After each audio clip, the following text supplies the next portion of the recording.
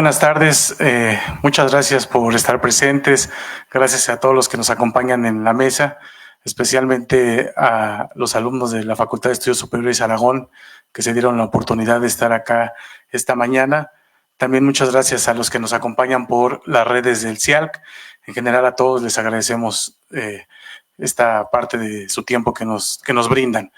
Bueno, hace algunas semanas hubo un foro muy importante a nivel global que fue justamente la reunión de la Comunidad de Estados Latinoamericanos y Caribeños con China, ¿no? Me parece que fue un foro que consolidó justamente a China como un actor estratégico para América Latina y el Caribe, un proceso que se viene configurando ya desde hace algunos años y justamente con el grupo de investigación que estamos comenzando junto con el doctor Briceño, la doctora Claudia Serrano y otros investigadores del CIALC y de instituciones tanto dentro como fuera de la universidad, quisimos hacer esta mesa para analizar un poco ese impacto, las consecuencias, tanto del foro como en general de esta nueva relación que hay, nueva entre comillas, entre la CELAC y China, que si bien se titula el evento en el nuevo orden global, pues algunos mencionarían que más bien sería en este nuevo desorden global, ¿no? Por cómo se encuentra la situación actualmente. Bueno, esta tarde tenemos a tres especialistas, a tres colegas y amigos. La doctora Claudia Edith Serrano Solares, de la Facultad de Estudios Superiores Aragón, el doctor José Briceño Ruiz, colega de este centro de investigaciones, y el doctor Roberto Goulart de Brasil. Me parece que está muy bien representada la región en esta mesa. Tenemos a Klaus acá de México, a José Briceño, que él es venezolano, y a Roberto, que es brasileño, ¿no? Tres pues países protagonistas justamente en estos mecanismos de integración regional. Vamos a empezar con la doctora Claudia Edith Serrano Solares. Me voy a permitir leer una pequeña semblanza y le doy la palabra. Bueno, la doctora Claudia Edith Serrano Solares es doctora en estudios latinoamericanos por la Facultad de Filosofía y Letras de esta universidad. Es maestra en estudios en relaciones internacionales. Es maestra en estudios de Relaciones Internacionales de la FES Aragón, ¿no? Pensé que era la maestría. Ha sido docente de la licenciatura en Relaciones Internacionales de esta facultad, en el sistema escolarizado y en el sistema de universidad abierta a distancia, y es candidata al Sistema Nacional de Investigadores del antiguo CONACYT. Realizó una estancia postdoctoral en la Unidad Académica de Estudios Regionales en la Coordinación de Humanidades, allá en Jiquilpan, Michoacán, y ha sido conferencista tanto en México como en otros países. Además, cuenta con diversas publicaciones en revistas académicas y capítulos de libros. Dentro de las más recientes se encuentra el de Importancia del Istmo Centroamericano en la Política Exterior de México en el siglo XXI, en la Revista de Estudios Latinoamericanos. Bueno, sin más, le cedo la palabra a doctor Claudia. Gracias por estar presente. Hola, muy buenos días a todos. Muchísimas gracias por estar acá y apoyarnos, digamos, como en esta reflexión. También le agradezco al doctor José Antonio y a todas las autoridades del CIAL por permitirnos llevar a cabo este evento. Y bueno, bajo esa lógica, lo que les preparé es un poco reflexionar sobre... Si bien es cierto que en la actualidad se ha estado hablando de una mayor presencia de China y en algunos casos se estima que hay una cooperación sur-sur y que bajo esa lógica hay una mayor complementariedad, también hace falta reflexionar sobre cuáles son los desafíos y los riesgos que esto pudiera llegar a implicar, tomando en cuenta las matrices de producción que hay en nuestros países y hasta qué punto esto podría consolidarse. También no desestimar que en este contexto Estados Unidos está lanzando una política que tiene como objetivo reposicionarse militarmente en la región y esto se hace alusión a que entre más desgaste tenga el hegemón, más violento puede llegar a ser para reafirmarse como tal dentro de esta región, ¿no? La siguiente, por favor. En este contexto hay que señalar que el foro de esas reuniones ministeriales que se están llevando a cabo son parte de un foro que se estableció entre la comunidad de estados latinoamericanos y caribeños y que desde la formación propiamente de la CELAC tuvo como objetivo empezar a coordinar y a generar una mayor interlocución con otros actores. La apuesta era no depender absolutamente en el consenso regional de los Estados Unidos y que no estuviera condicionado a aquellos acuerdos que se podían llegar a gestar entre los países latinoamericanos. Y entonces, para generar estos pesos y contrapesos en el diálogo hemisférico, se empezó a buscar estrechar lazos con la Unión Europea, con China y con Rusia. En el caso particular con China, se han llevado a cabo 3 reuniones anteriores, una en Beijing en el 2015, otra en Santiago en el 2018 y una que fue de carácter virtual en el 2021.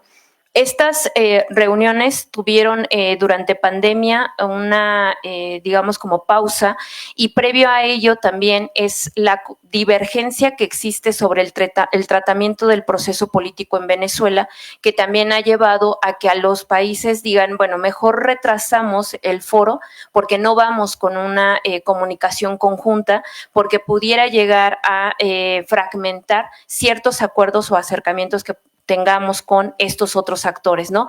Y entonces la región decide que es mejor meter un poco de tiempo para no concretarlo, ¿no? En estos encuentros hay que también señalar que hay un interés muy particular por parte de China que se ha venido gestando a través de alianzas o acuerdos estratégicos de manera bilateral. Sin embargo, ha tenido este acercamiento le permite monitorear el consenso regional y hasta qué punto podría profundizar de manera bilateral con los distintos países, ¿no? Esta situación estratégica está relacionada a cuáles son los recursos que hay en América Latina y que son de suma relevancia para seguir manteniendo la expansión industrial que hasta el momento lleva a cabo China. Y entre ellos, pues no solamente son los energéticos, como podría ser los hidrocarburos, el petróleo, sino también sabemos que el litio está teniendo un papel relevante y dado a ello también necesitamos en el comercio internacional, para poder facilitar la inmediatez con la cual el comercio digital está generando estas mercancías, necesitamos que haya una mayor velocidad de entrega y entonces hay que empezar a tener mayores puntos de presencia en puertos estratégicos, ¿no? La siguiente, por favor. Los principales áreas en las cuales se han venido colocando tiene que ver con esta apuesta de proyectos estratégicos, casi la mayoría de infraestructura, otros ligados a extracción o exploración de recursos naturales. Está la parte de comercio, en algunos casos se han firmado acuerdos de complementariedad económica, no se ha llegado como tal al Tratado de Libre Comercio, a excepción de Ecuador, que todavía hay ciertas desafíos ahí, hay algunas personas que no están como del todo de acuerdo en la profundidad con la cual se podría llegar a tener este intercambio o este establecimiento de una zona de libre comercio. También está el caso del acercamiento que se tiene con Uruguay, digamos ya en términos de crear una zona de libre comercio. En los otros está en acuerdos de complementariedad económica que no implican los mismos, digamos como compromisos. En este marco hay que señalar que desde el 2018 iniciamos con un proceso de una guerra comercial entre los Estados Unidos y China, que tuvo su expresión con empresas como Google o Huawei. Y a pesar de que se vino la pandemia, observamos que se transfirió esa guerra comercial a una geopolítica de las vacunas y que recientemente se ha venido reactivando la guerra comercial.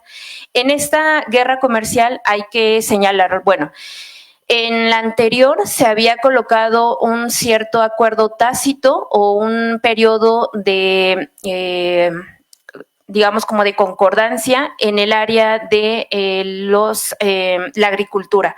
Ahí habían existido la posibilidad de que los Estados Unidos no fuera como desplazando a parte de la industria interna en China y se crearon los acuerdos sobre determinados aranceles. Hubo un acuerdo tácito por ambos gobiernos, pero se volvió a elevar debido a que China tiene una participación muy alta en el acero que está comprando los Estados Unidos, y pues la industria bélica es uno de los recursos estratégicos para que siga dinamizando. De ahí, digamos, como otra vez el viraje a que en específico con la llegada de Donald Trump se volviera a reafirmar la necesidad de generar un frente común, ¿no?, en contra de China, y sobre todo en términos geoeconómicos, ir bloqueando cuáles son las posibilidades de acceso a rutas marítimas, de acceso a puertos, de carga y descarga de mercancía, y también el acceso a estos recursos o a estos mercados. Y en este caso, esta continuidad de la disputa, bueno, señalando una orden ejecutiva por parte de Donald Trump, y eso fue escalando, ¿no?, mediáticamente los intercambios entre uno y otro, hasta que se llegó a un periodo de tregua en el cual se bajaron los aranceles al 10% y dijeron que se iban a facilitar otras, digamos, conversaciones en torno a cómo lograr solucionar esta situación de los aranceles. De manera paralela, se dice que hay un recrudecimiento porque China no se esperó a tener este acuerdo tácito con los Estados Unidos y rápidamente generó una cumbre para señalar dónde podría haber áreas de interés en materia de comercio, en materia también de infraestructura, con el caso de Japón y de Corea del Sur, ¿no?, tratando también de cerrar las llaves en donde pudiera llegar a tener algún reposicionamiento los Estados Unidos en su área de influencia natural, ¿no? En este caso sería el sudeste asiático. Y de la misma manera hubo ciertos hay ciertas limitaciones para que se genere la comercialización de semiconductores, que es una de las piezas angulares también de esta carrera tecnológica, en la que se ha colocado también ciertas restricciones.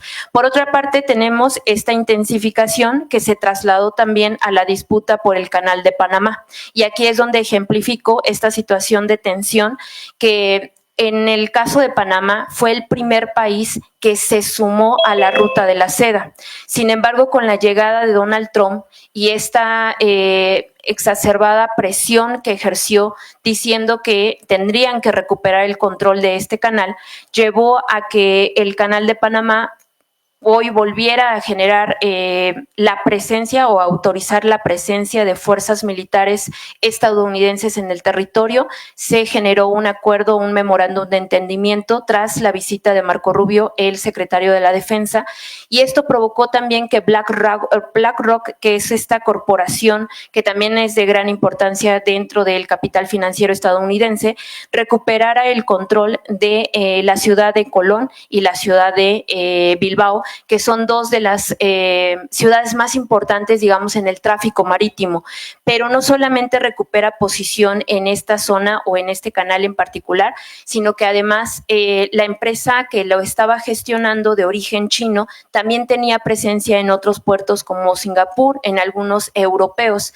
y entonces con la transacción Estados Unidos logra también posicionarse en esos otros puntos en los que China ya había ganado un poco de terreno. En esta influencia, digamos, de la política y del comercio, vemos una reconfiguración de estas cadenas de suministro y, por ende, pues una pugna sobre estos recursos naturales. Esto, digamos, como en términos de ejemplificar. Este acuerdo de entendimiento se firmó en abril del 2025 y en el cual se establece que Estados Unidos vuelve a tener un pago de aranceles bastante simbólico, a pesar de que concentra más del 70% de la mercancía que se trasiega en el Canal de Panamá, ¿no? Es decir, no es como que hubiera un riesgo latente por parte de China, todavía estaba en tercer y cuarto lugar de este intercambio o flujo de mercancías, ¿no? La siguiente, por favor. Y bueno, ante esa lógica, este proceso de integración o en este marco de la CELAC, no hay que perder de vista que finalmente la recuperación por parte del Canal de Panamá en presencia de los Estados Unidos pone también en jaque que hay otras ciudades que también están compitiendo por generar un canal transísmico o por generar, digamos, una viabilidad de infraestructura multimodal como la que estaba otorgando el Canal de Panamá.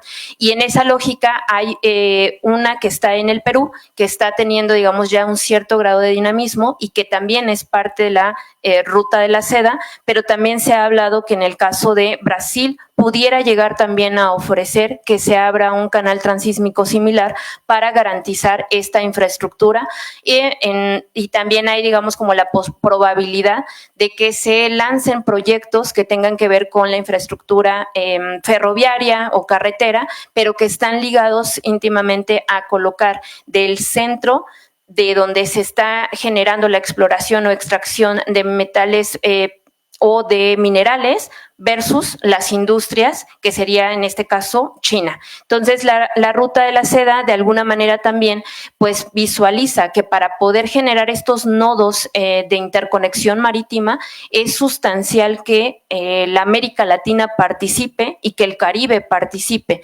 Y ahí es donde se están reconfigurando a través de la CELAC en esta reunión, no perder presencia por parte de China para tratar de asegurar que aquellos otros países con los que ya tiene un acuerdo de complementariedad económica o un acuerdo estratégico en materia de infraestructura no se vayan a pues tener que orientar, ¿no? Digamos, por este condicionamiento hacia la presencia de los Estados Unidos, ¿no?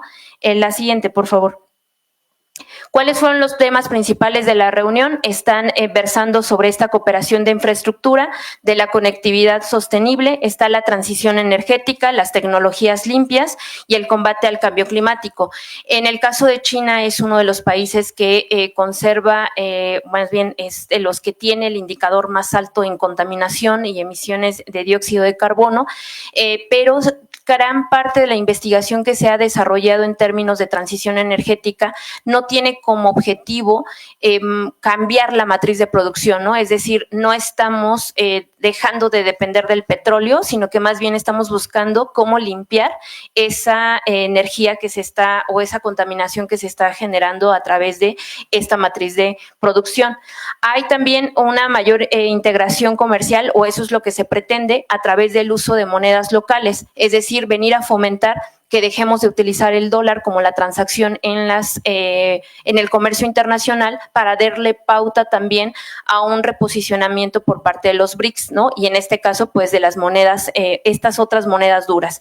Y viene también esta soberanía digital, la conectividad de la 5G. Recuerden que la primera fase de esa guerra comercial fue por la 5G y esta se sigue manteniendo. ¿Quién va a dar la infraestructura para estas telecomunicaciones y para esa accesibilidad de esta red o esta banda mucho más sofisticada que es la 5G? Bueno, pues China no quiere perder de vista que podría ser el proveedor máximo, ¿no?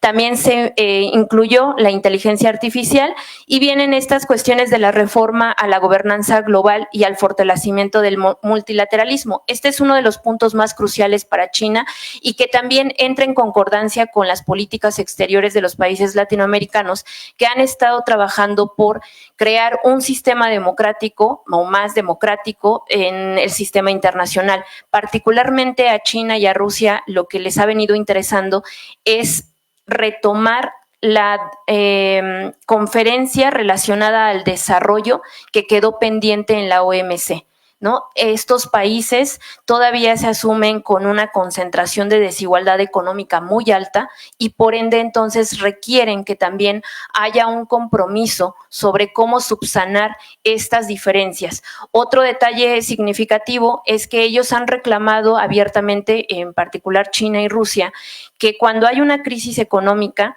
normalmente el centro desplaza a las potencias medias el soporte de la recuperación económica. Y entonces ahí resulta que hay una complicación, porque si ellos son los que concentran los mayores indicadores de desigualdad, son también los que llevan a cuesta el volver a reactivar económicamente o productivamente al mundo. Y reclaman por qué no estamos siendo parte de la toma de decisiones, por qué el Banco Mundial y el Fondo Monetario solamente hace caso del G7 y no nos está incluyendo. Entonces, desde esa visión es que se habla de una necesidad de tener un sistema multipolar y que haga efectiva esta participación y esta representatividad por parte de los otros países, ¿no? Estos, dentro de los principales acuerdos, es nuevamente casi siempre que se reúnen crean un plan de acción conjunto. Este es del 2025 al 2027. Va también un aumento de presupuesto para el financiamiento en infraestructura verde y digital. También está un fondo de cooperación educativa y tecnológica y está la declaración conjunta en favor de la paz global.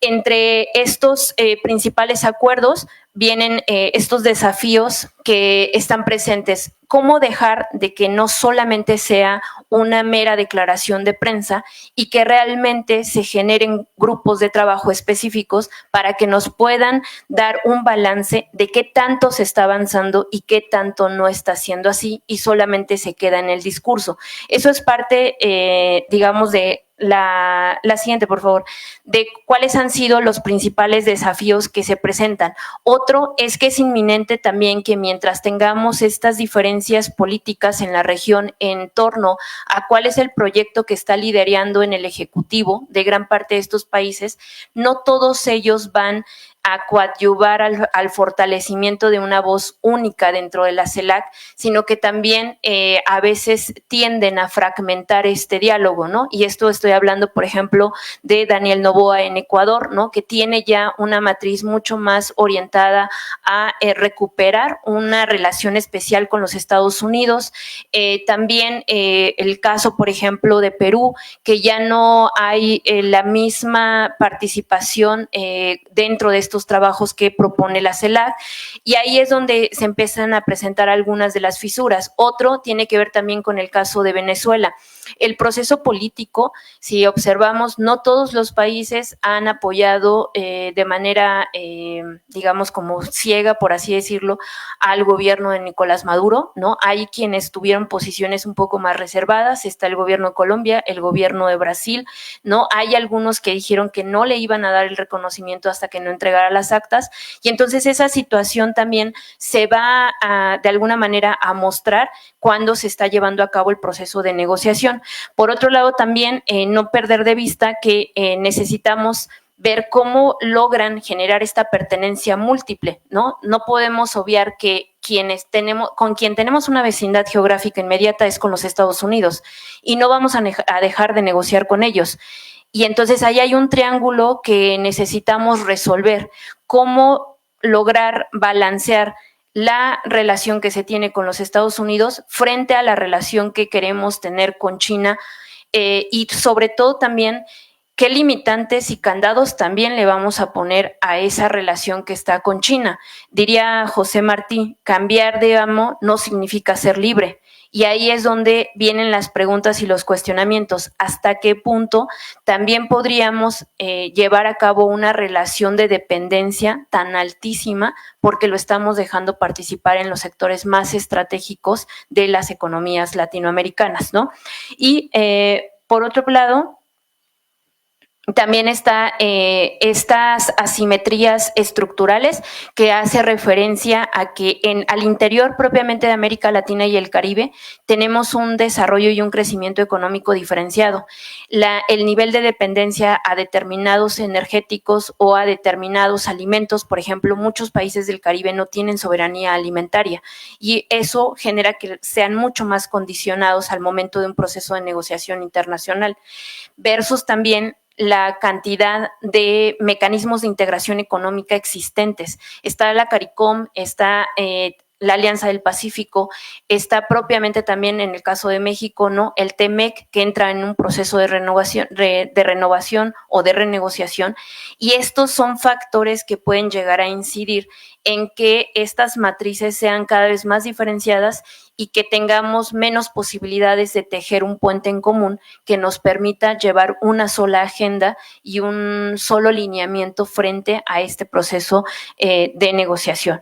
Y bueno, no perder de vista esta presión externa que está ejerciendo los Estados Unidos y también la Unión Europea, tratando de generar, digamos, como este mantenimiento geopolítico, ¿no?, de estas áreas, y particularmente en el caso de los Estados Unidos, así como les mostré la situación en Panamá, hay que observar que están teniendo un acuerdo, reactivando acuerdos de cooperación militar con muchos países latinoamericanos, incluyendo Colombia, a pesar de que se habló de que los migrantes tenían que tener un trato digno. No hay, mediáticamente, se está utilizando la migración para ir afianzando reuniones que tienen que ver con volver a agrupar a las Fuerzas Armadas y valorar qué tanto podemos volver a reactivar en algunos casos, ya sea bases militares, ¿no? En el caso de Ecuador está también en diálogo el volver a colocar una base militar en ese país.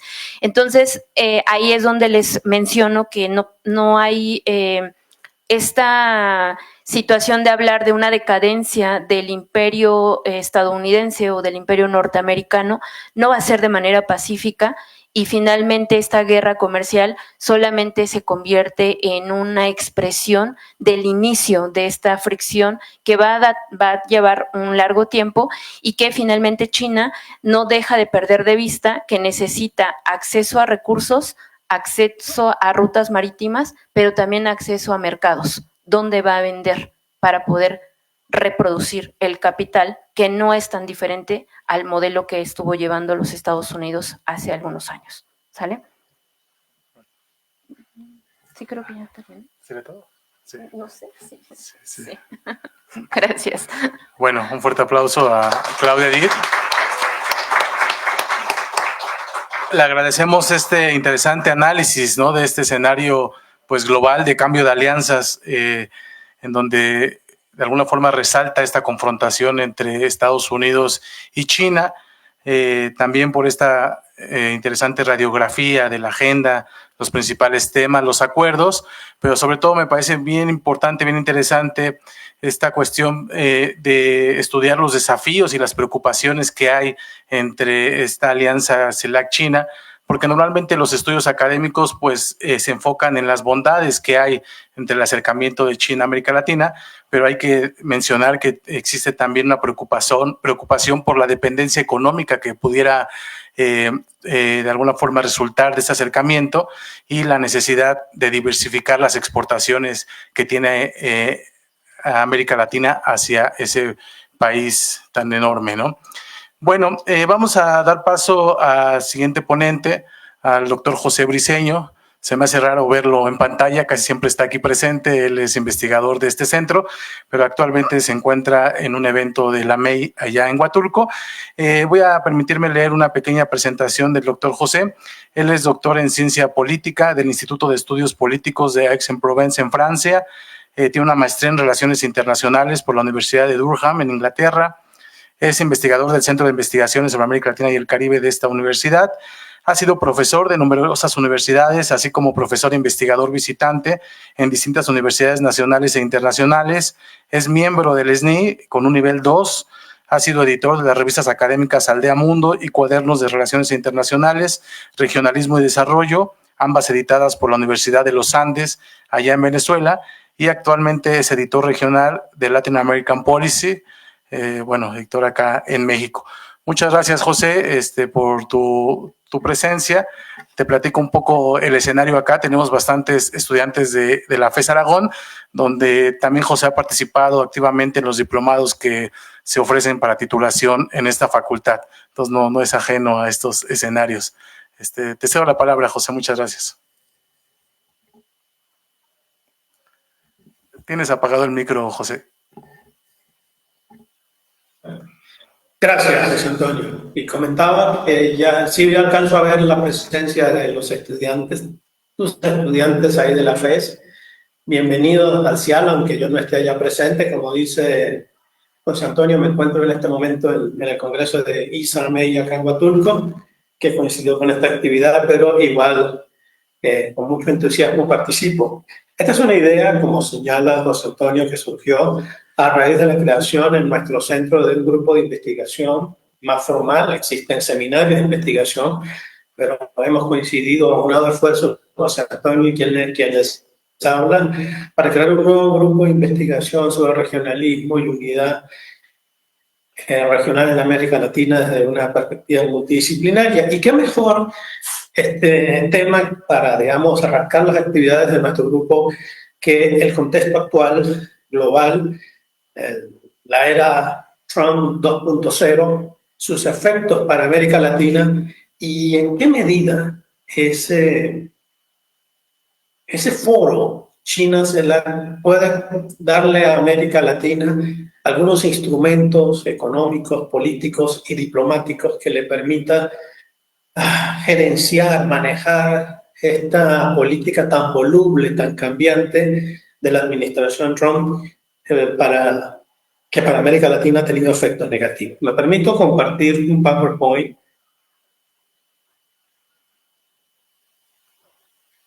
con ustedes, y porque lo que yo quiero ver es, primero, cuál sería el papel de la CELAC y luego del foro CELAC-China frente a este contexto de Donald Trump. Es el foro, es la CELAC, primero la CELAC como institución regional latinoamericano-caribeña, y luego el foro CELAC-China. Son instrumentos que pueden darle a América Latina herramientas para lidiar con la administración Trump 2.0.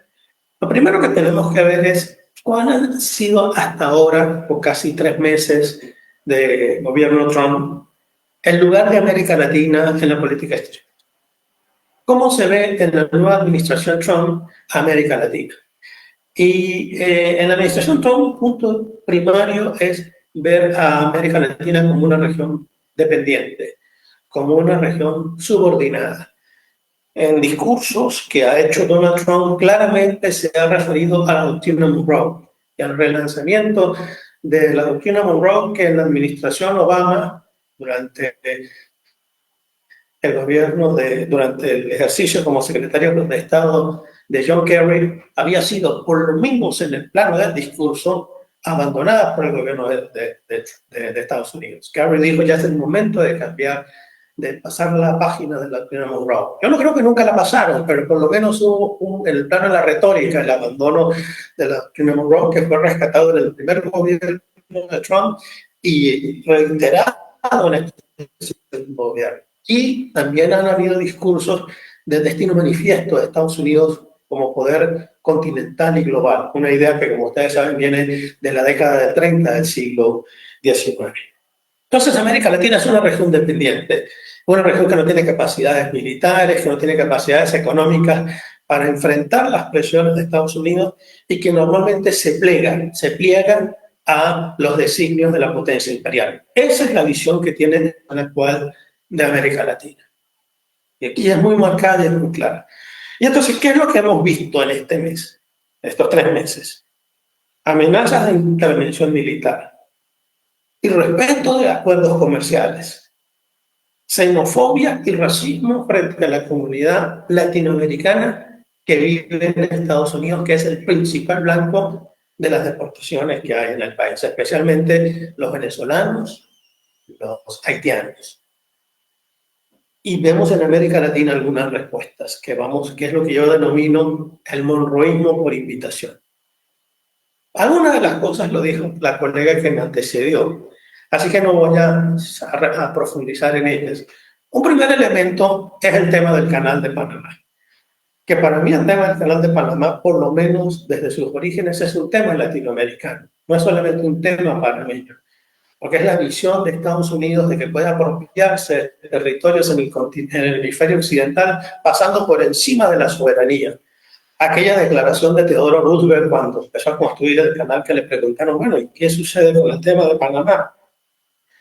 Y entonces él responde: I took Panama, so what? Tomé Panamá, ¿cuál es el problema? Esa idea de que el hemisferio occidental es un espacio en el cual Estados Unidos, sí, por su interés nacional, necesita expandirse, lo hace pasando por encima de la soberanía. Ese fue el tema del canal a inicios del siglo XX, y entonces Trump lo toma, y lo toma utilizando excusas de las más atrabiliarias que pueden haber. La primera es la que ustedes ven en ese tweet. de Trump, en el cual dice que Estados Unidos, que sacrificó la vida de 38.000 americanos que murieron infectados por mosquitos en la jungla durante la construcción. No es cierto que esa sea la cantidad. Los estudios históricos demuestran que esa cantidad no es cierta, porque los americanos, a diferencia de los franceses, que fueron los primeros que intentaron construir un canal y se murieron mucho por fiebre amarilla, los americanos procedieron a un proceso de limpieza, de desinfección, de matar mosquitos antes de construir el canal. Murió gente, ciertamente, pero no en esa cantidad. Y luego señalaba que Estados Unidos ya le estaban cobrando tarifas muy altas y demás. Y luego viene el argumento chino que explicó muy bien la colega que me antecedió. Que Estados Unidos le había entregado el canal a Panamá, no a China, que China tenía un control del canal. Eso tampoco nunca fue cierto. Lo que existía era una empresa que tenía un control sobre los puertos de Colón y Balboa, que era una empresa de Taiwán, CK Hutchison, que tengo entendido tenía más de 30 años ese convenio de C.K. Hutchison con el gobierno de Panamá. Y C.K. Hutchison es una empresa de Hong Kong, territorio especial, aquella después de su regreso a China en el 91, 92, ya no recuerdo. El resultado, como muy bien también lo explicó la colega que me antecedió, fue que BlackRock terminó asumiendo el control de los dos puertos en el canal. Y la colega que me antecedió también señaló, y aquí lo ven en el mapa a la derecha más claramente, cómo BlackRock aprovechó para al mismo tiempo adquirir una serie de controles portuarios que tenía C.K. Hutchison en Europa,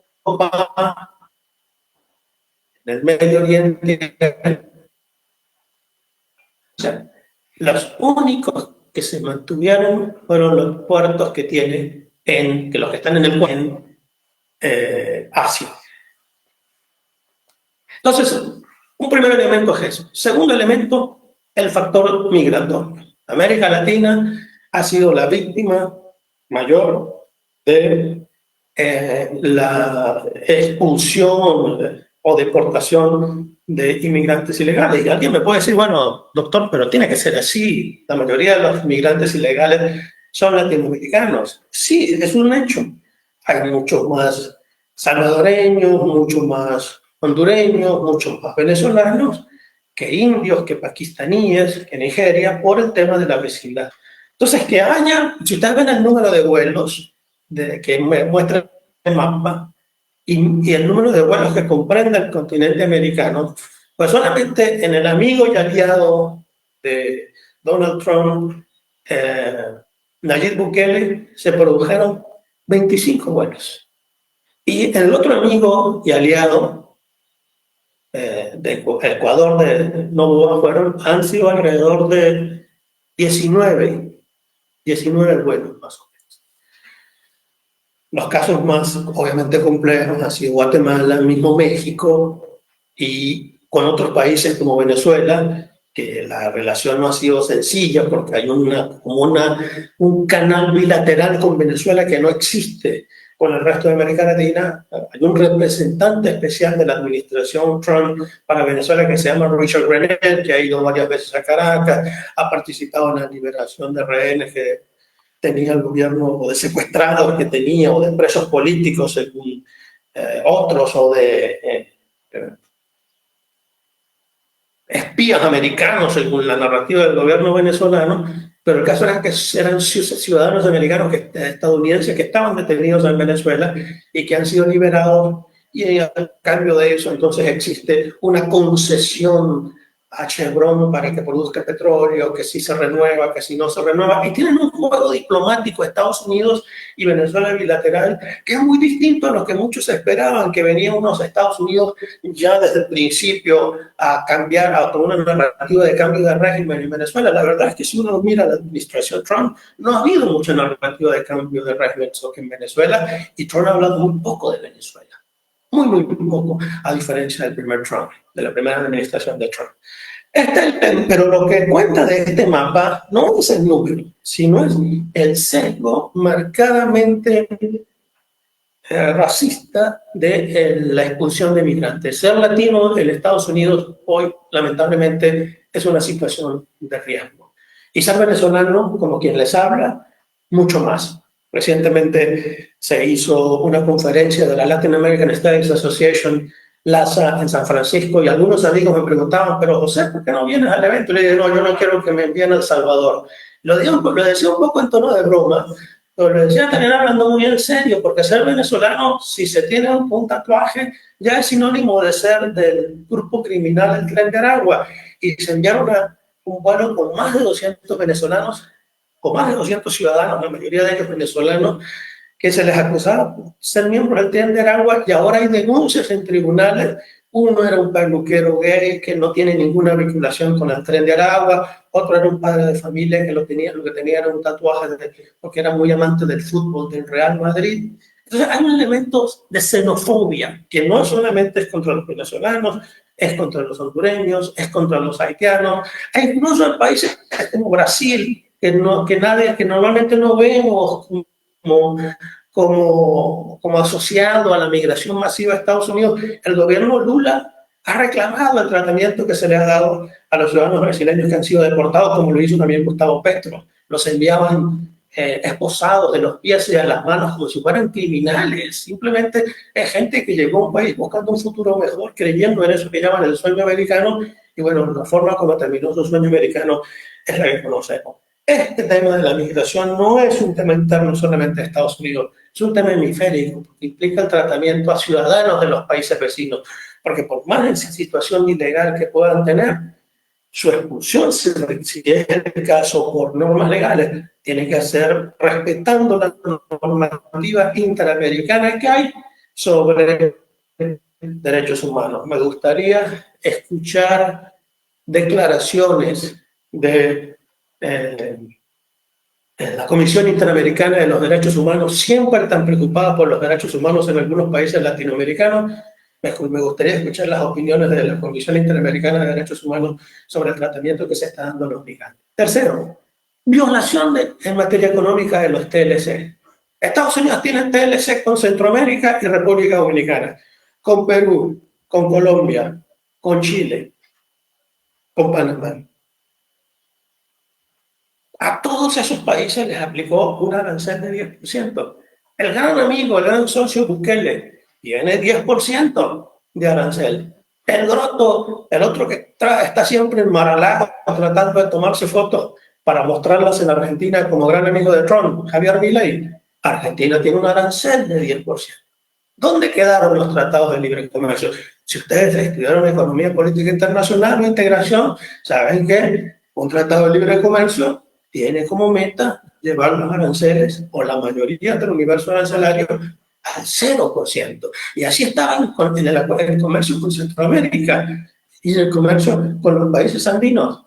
Y ahora está en 10%. Nicaragua, que es aliado, es parte del CAFTA. CAFTA es el Central American Trade Agreement, el acuerdo comercial entre Estados Unidos y Centroamérica. Tiene ahora un arancel de 18%. Y Venezuela el 15%.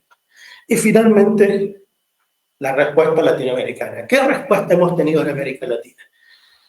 La primera es lo que yo llamo el monroísmo por invitación. El rescate de la doctrina Monroe, el reconocer la primacía, el dominio de Estados Unidos y la subordinación, por lo tanto, hacia el que viene de América Latina. Y los tres ejemplos claros son El Salvador, Ecuador y la Argentina. Ecuador, El Salvador ya conocemos el caso de utilizar el CECA, el Centro de Detención contra el Terrorismo, para recluir inmigrantes. Y Noboa en Ecuador ha ofrecido restablecer la base de Manta. Y Milei, que es el colmo, va siempre o trata de ir, no creo que ha ido 10 veces a Estados Unidos en los últimos 6 meses desde cuando Trump fue electo, quiere presentarse entonces como un gran amigo e incluso habla de un tratado de libre comercio, propone un tratado de libre comercio con Estados Unidos que es poco realista dado la política proteccionista de Trump, pero además violatorio de las normas del Mercosur. Pero esa es la primera respuesta. Y la segunda respuesta es la respuesta, vamos a llamar crítica, el que busca cohesionar a la región para enfrentar, digamos, el riesgo de Estados Unidos, de los Estados Unidos controlados por Trump. Y ese espacio es la CELAC. Pero aquí estamos en un debate académico, estamos en un evento académico, y en los eventos académicos tenemos que partir de ver la realidad como esta es y no como nosotros quisiéramos que fuera. Porque la verdad, cuando se planteó la discusión de la CELAC en el año 2010, 2011, había grandes expectativas. Por primera vez se estaba creando un bloque regional latinoamericano y caribeño, institucionalizado, que pretendía convertirse en un espacio de concertación, de diálogo, de encuentro, de coordinación de posiciones de toda la región, incluyendo a nuestros vecinos del Caribe angloparlante, con quienes nuestra historia no es exactamente igual que entre nosotros latinoamericanos, los latinoamericanos de habla español y el país latinoamericano de habla portugués, que es Brasil. Nosotros tenemos una historia compartida, con nuestras diferencias, pero tenemos una historia compartida. Con los países de la CARICOM, por su vinculación con el Imperio Británico, no es la misma relación, y sin embargo se incorporaron. Es un proceso de acercamiento que se había iniciado en los 90 con la creación de la Asociación de Estados del Caribe.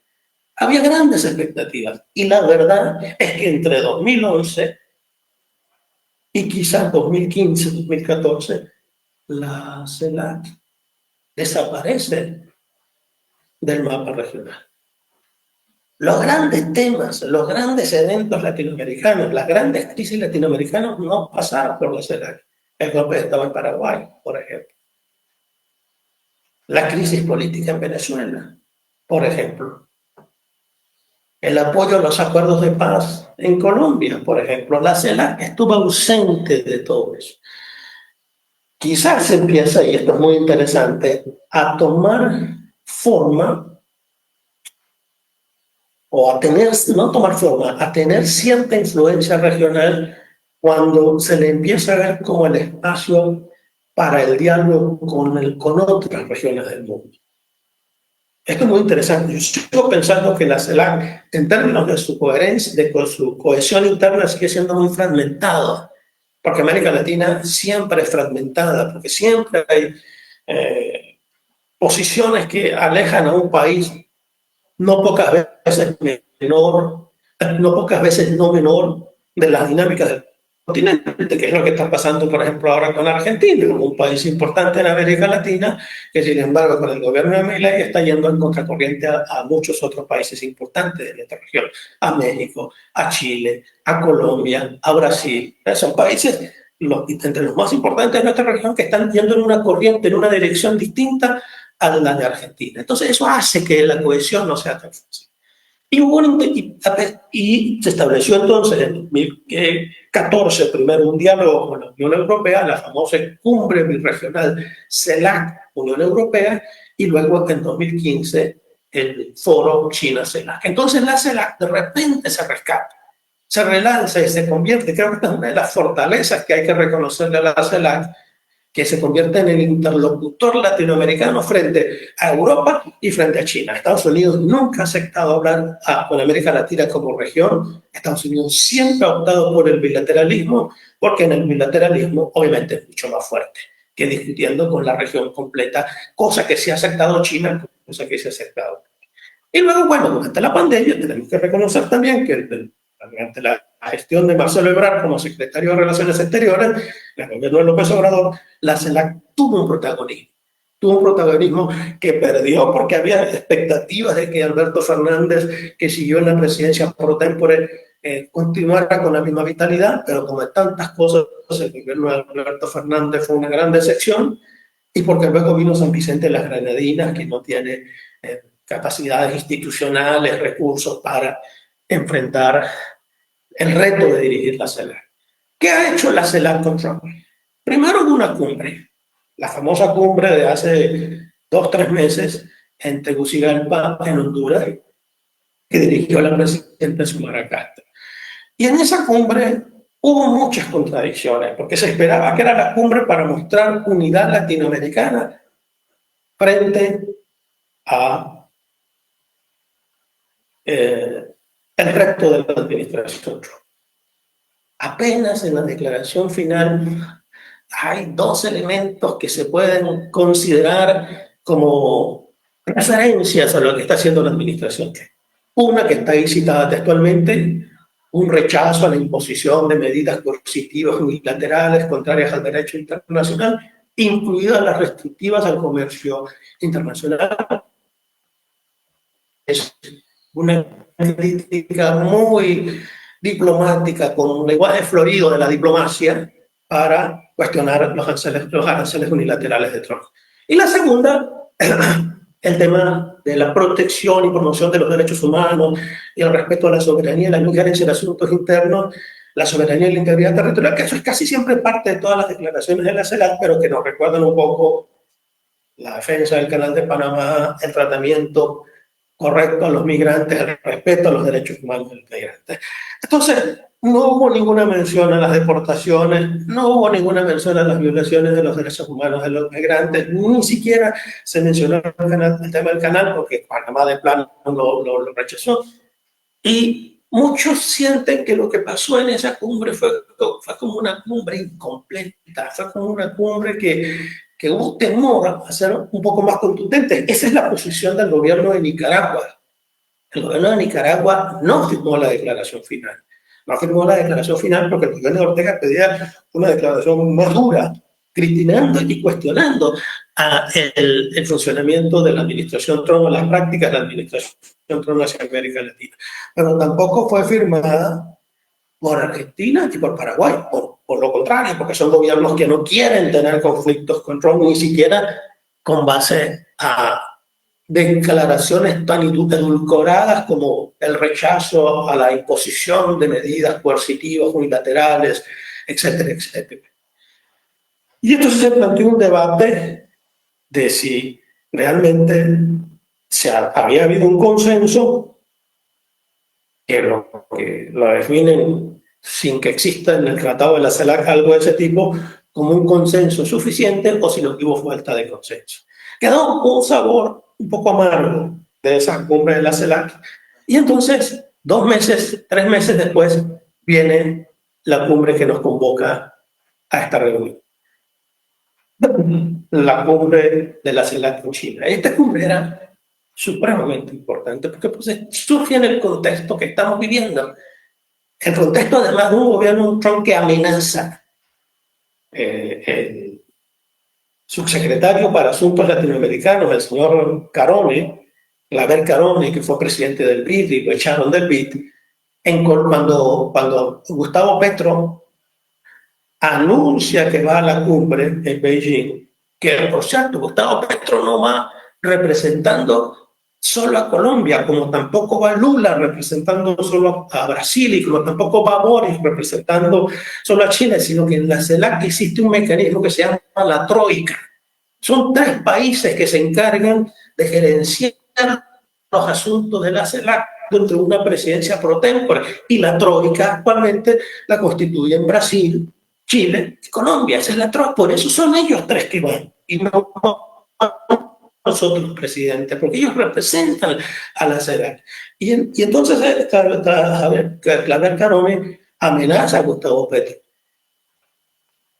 diciendo, no, bueno, siquiera, que los que se van a alegrar son los productores de flores del Ecuador y los productores de café. de Costa Rica, como amenazando, si no, cerrar. ¿Qué pasó en esa cumbre? Y con esto ya voy tratando de cerrar para no abusar más del tiempo. En esa cumbre se dio una estrategia china clara hacia América Latina. Una estrategia de mostrar a China como un socio confiable, como un socio en el cual la región puede, con el cual la región puede contar, que tiene prácticas diplomáticas y una agenda con la región que difiere de la práctica agresiva, claramente bajo la lógica de ser una región dependiente y poco importante en la geopolítica de Estados Unidos, aplica el gobierno Trump. Hay una gran desorientación del gobierno Trump, en mi opinión, en toda su política exterior, pero particularmente con América Latina, lo que le está dando oportunidades a China para consolidarse como un actor en la región. Veamos muy rápidamente, porque insisto, ya estoy con el tiempo ya incluso creo que quizás concluido, voy a tratar de acelerar lo que dice la declaración final. Y resalto en rojo. Cooperación con base al principio de la igualdad soberana, el respeto, la apertura y el beneficio. Todo lo contrario que hace Trump. Y respeto a Panamá, si no hace lo que yo digo, retomo el canal. Todo contrario a la apertura, sanciones, 18% para Nicaragua, 10% para Brasil, para Argentina. Coordinación de esfuerzos para modernización y desarrollo sostenible. Mientras Estados Unidos abandona los acuerdos de París y las metas del 2030, China, que como sabemos es un gran contaminador, asume una retórica de desarrollo sostenible. Promover el intercambio para reducción de la pobreza, pero además conectividad, innovación científica y tecnológica. Y que me parece muy interesante y por eso lo destaqué. Compromiso con los principios de igualdad entre las naciones, respeto mutuo por la soberanía e integridad territorial, apoyo a la solución pacífica de las diferencias, respeto a la no injerencia en los asuntos internos, rechazo a la amenaza del uso de la fuerza en las relaciones internacionales y a la imposición de medidas coercitivas unilaterales, compromiso de promover un orden más democrático. Es decir, todo lo contrario a lo que está haciendo la administración. Entonces, hay una narrativa, y aquí está el plan de acción. Lamentablemente, por razones de tiempo, no quiero entrar en detalles, donde se ve una agenda. Esta es la agenda de China con América Latina y de América Latina con China del 25 al 27. Este plan de acción fue aprobado en la cumbre de Beijing. Cooperación económica, cooperación en infraestructura, agricultura, cooperación ambiental, tecnología, transformación digital. Es decir, una agenda que es toda, insisto, todo lo contrario a lo que promueve la administración Trump, que hasta la USA, que como sabemos ha sido un instrumento de política exterior, que ha representado los intereses de Estados Unidos, pero que le daba algún tipo de apoyo a algunos países en el tercer mundo y en América Latina. Por ejemplo, Colombia en parte financió el apoyo de migrantes venezolanos con algunos recursos de la USA, fue desmantelada por Trump. Fue desmantelada en un error geopolítico si me pusiera en la posición del gobierno de Estados Unidos. Pero para China es maravilloso que hayan hecho, porque China va a seguir desplegando cooperación, va a seguir contribuyendo a la creación de infraestructura, etcétera, etcétera. Y además, acciones concretas, no solo un plan de acción, nuevas líneas de crédito de más de casi 10 mil millones de dólares, cooperación en áreas emergentes, promesa de más comercio tecnológico, de más comercio de manufacturas, no solo de bienes primarios. Vamos a ver cómo se cristaliza esa promesa. Eliminación de visas, que yo creo que es muy simbólico en el momento en que se hace tan complejo el ingreso a Estados Unidos para los latinoamericanos. China le quita la visa a Brasil, a Chile, a Argentina, a Perú y Uruguay. Y además cooperación técnica, becas gubernamentales, 100.000 lugares para capacitación en China, 500 becas para maestros chinos internacionales que vengan a América Latina. Es todo un plan financiado, no es solo retórica, no solo recursos, perdón, no solo discursos, sino también recursos. Entonces, claramente hay un relanzamiento de la relación. China ha sabido aprovechar esa situación, y América Latina, la América Latina que cuestiona al Trump, la América Latina que no es monroísta, ve aquí una ventana de oportunidad. Es tan fácil con eso cierre. No es tan fácil como quisiéramos, pero es una ventana de oportunidad. Una ventana de oportunidad. Un primer elemento, dos hechos incontrastables, dos hechos incuestionables. China tiene una presencia consolidada en América Latina. Y esta cumbre lo que es una expresión de esa presencia consolidada. Y Estados Unidos tiene que lidiar, y es muy fácil lidiar con Panamá y decirle a Panamá, si no le quitas el contrato a Sika Hutchinson, retomo el canal, pero eso no es tan fácil aplicárselo a Brasil, a Chile, a Venezuela o incluso Perú. Primer elemento. China está presente en América Latina. Ese es un reto que tiene la administración. Pero el segundo elemento, que también es una realidad, la CELAC está muy lejos de ser un grupo consolidado.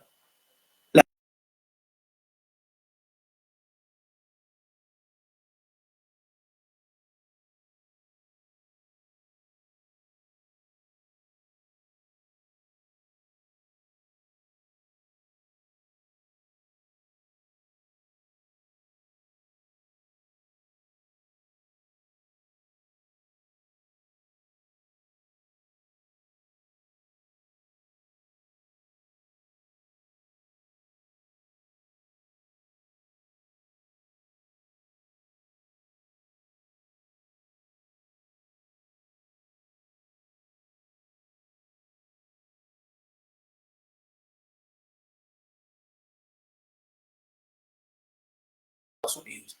Entonces, somos una región heterogénea, compleja. Y quedan preguntas, porque la colega que me antecedió hablaba de un nuevo triángulo, de posibilidad, es un escenario que se llama de triángulo Estados Unidos, América Latina, China.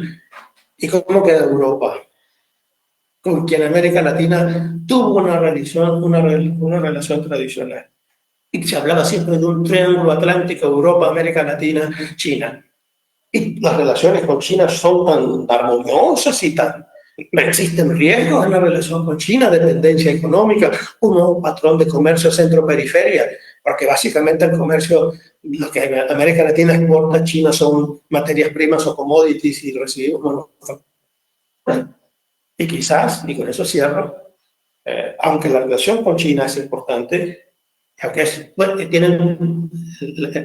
una realidad china su presencia en América Latina y puede ser un socio fundamental en este complejo momento que vive América Latina en su relación con la administración Trump. Lo primero que tenemos que pensar es en consolidar las alianzas entre latinoamericanas que no están viviendo su mejor momento, porque la integración y la cooperación regional en América Latina lamentablemente no tiene su mejor momento en estos años, y pensar en vínculos con el sur global, en el sur global emergente. Y, por ejemplo, países como Brasil son punta de lanza importante, ya lo ha hecho apoyando el ingreso de Bolivia y el ingreso de Cuba como miembros observadores de los BRICS, y hubo un debate sobre si Venezuela abierto era miembro. En resumen, estamos en un escenario complejo, con hechos produciéndose en el momento, pero creo que en medio de todas las limitaciones que tiene la CELAC y los fallos que ya señalé, ese foro, América Latina, China, es una de sus fortalezas y tiene que ser aprovechado por los países latinoamericanos para, digamos, coordinar con el poder global emergente, sin duda, que China, posiciones que permitan construir un orden internacional muy diferente al que está pensando reconstruir Donald Trump. Con eso termino. Muchas gracias.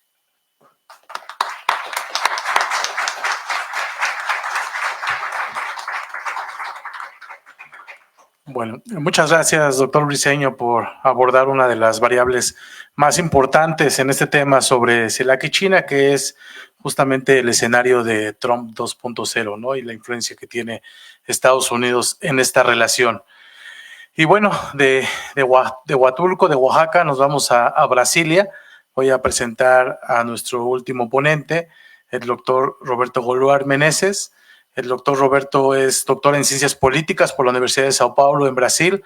es profesor asociado 3 y subdirector del Instituto de Relaciones Internacionales de la Universidad de Brasilia.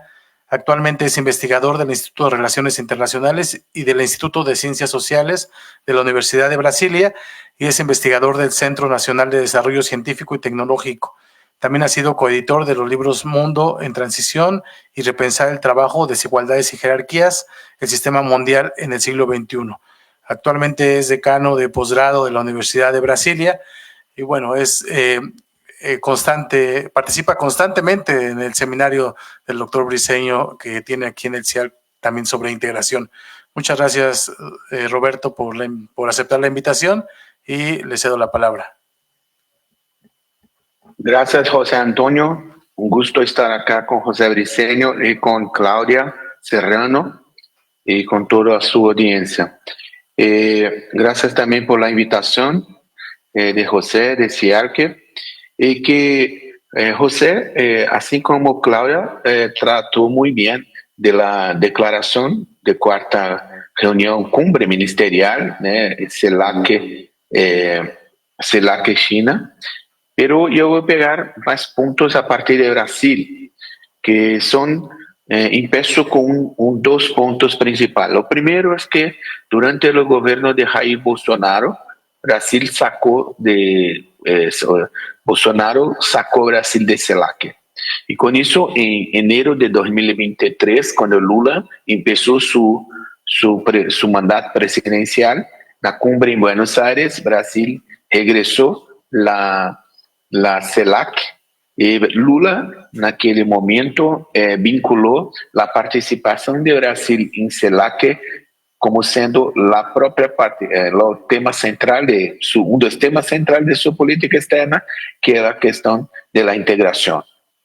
Segundo punto principal a partir de Brasil es que en 30 de enero de este año hubo una tentativa de hacer una cumbre emergencial para tratar del caso de la deportación de Trump, que Briceño, profesor José Briceño, destacó bien con mapa cuando muestra los vuelos que Estados Unidos ha hecho y hacer para deportar migrantes de Honduras, de Venezuela, ¿no? de Haití y Nicaragua, así por diante. Entonces esta cumbre no funcionó porque no hubo acuerdo. No hubo acuerdo acerca de una cuestión que es fundamental, que es la cuestión de la migración y la política violenta que Trump viene desarrollando desde 20 de enero de este año. Entonces la política exterior de Trump es muy agresiva y esta política tiene despertado muchos recelos de países como Brasil. Vea que Brasil, en noviembre de 2024, cedió la ciudad de Río de Janeiro, a cumbre de G20. Y 2 días después de cerrada la cumbre, Xi Jinping viaja de Río de Janeiro para Brasilia, para capital del país, de mi país, para tratar de una relación estratégica con estrategia entre Brasil y China.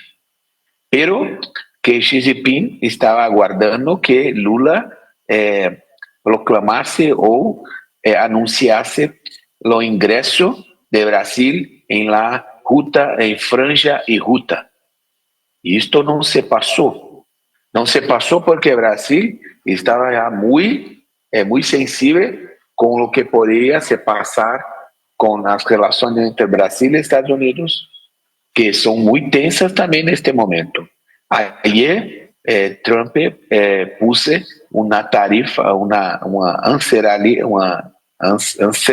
¿no? Que es una tarifa de 50%, dobró la tarifa sobre hierro y aluminio. Y con eso afecta directamente a Brasil. Entonces Brasil tiene tenido una relación muy tensa con Trump, también en la cuestión del judiciario.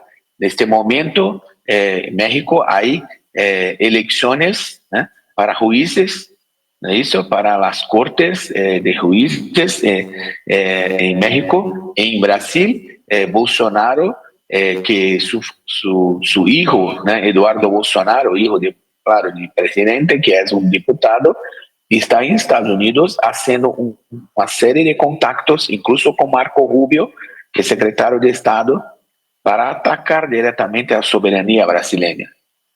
Entonces, en este momento, hay mucha dificultad en las relaciones entre Brasil y Estados Unidos.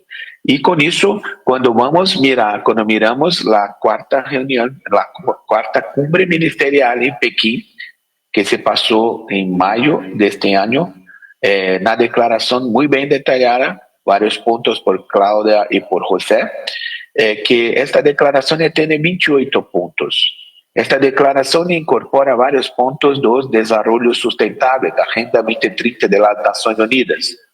Sí, ok. El segundo punto es la cuestión del sistema financiero, como también ya José destacó, que es un punto fundamental que Claudia Serrano refirió-se a la cuestión de la desdolarización. La desdolarización es una agenda sobre todo de BRICS, que aparece también un poco en la cumbre de CELAC, mas que va a tener lugar ahora en julio, en Rio de Janeiro, la cumbre de BRICS en Brasil, y este es un punto importante. Entonces, cuando habla de un sistema financiero, lo punto principal para Brasil, para China, es BRICS, porque la razón de ser de BRICS fue cuando empezó los BRICS, fue cuando Brasil, China, India y Rusia coordenaron sus posiciones no Fundo Monetario Internacional, que es el nacimiento de BRICS, se da por el tema financiero. Y que después, hasta 2014, adensándose las relaciones, y con eso llega a creación del Banco de BRICS, o nuevo Banco de Desarrollo.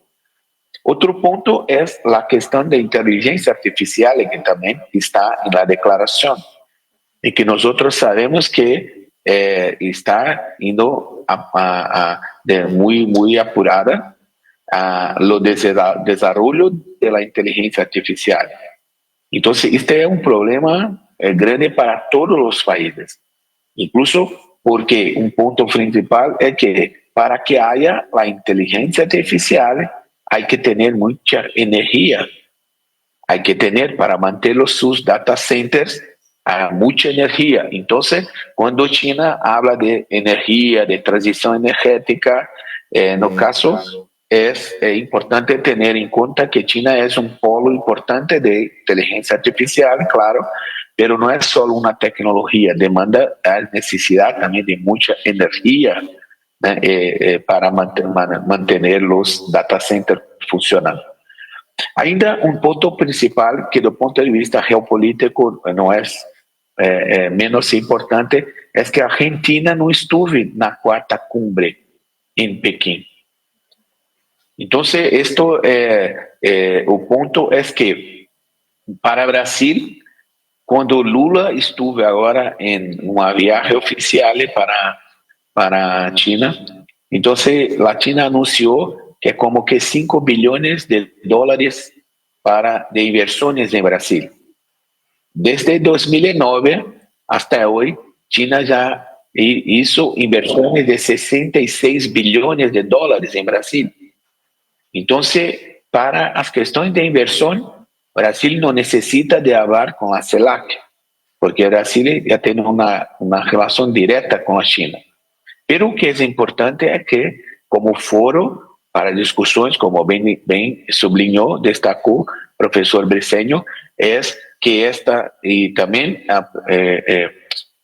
un punto que acerca, que es común, como Claudia Serrano también apuntó, es que no hay una posición común ni de Mercosur frente a China y mucho menos de CELAC frente a China, porque estamos hablando de países con dimensiones muy diferentes, con capacidades muy diferentes también, claro, pero que es también importante observar que en la declaración está mencionada en el punto 9 que hay una iniciativa global de desarrollo, una iniciativa global de seguridad, una iniciativa global de civilización, porque esta idea que la CELAC va con China a fortalecer o multilateralismo, la cooperação, que o Briceño destacou bem nesta área-chave, né, em 2025 a 27, pero também é importante destacar que a China está involucrada diretamente com a desindustrialização da região. Então, este é um ponto que quando Donald Trump anuncia su tarifazo, que Briceño destacou muito bem, que a América Latina, em especial Mercosul, foi afetado como que 10% de taxas, né, de arancel. E com isso não está entre os principais, incluso porque Brasil é deficitário com os Estados Unidos no comércio. Então, também não justifica estas tarifas para Brasil. Então, Brasil está tendo com Donald Trump, desde novembro de 2025, uma posição, uma postura de muita cautela. Então, esta declaração não habla diretamente de guerra da Ucrânia, não habla de guerra da faixa de Gaza. Brasília tem tentado manter uma posição muito pragmática, porque uma cumbre de CELAC com China, que tem sua declaração final, né, posições muito diretas, muito fortes em relação aos Estados Unidos, para o Brasil pode complicar ainda mais suas relações com os Estados Unidos. Então, o que eu quero poner é que Brasil, que vai agora sediar a cumbre de COP30, não, de clima, que está na declaração também de 10 a 21 de novembro próximo, né? Brasil apresentou um ponto importante, como outros países da região, que é para que China apoie a candidatura de um latino-americano para a Secretaria-Geral de Nações Unidas, porque hasta hoje só tivemos uma, Javier Pérez de Cuellar. Então, que Brasil está empenhado com outros países no âmbito da CELAC para angariar apoio, buscar apoio, suporte para esta pretensão. E a questão que já foi destacada também de franja e ruta, que incluso quando Cláudia Serrano pôs um mapa que temos ali na franja e ruta, o Porto de Chancay, em Peru. Porto de Chancay, em Peru, reduzir de 40 para 28 dias lo transporte de las mercancías entre Perú y China. Como que 30%. Esto es muy importante. Entonces, estas inversiones en infraestructura de China sí también representan muchas oportunidades. Entonces, cuando nosotros también miramos la declaración, ¿no?, vemos que los temas que están postos en la declaración, que marcam nesta declaração, que marcou os 10 anos das relações entre CELAC e China, que são uma década.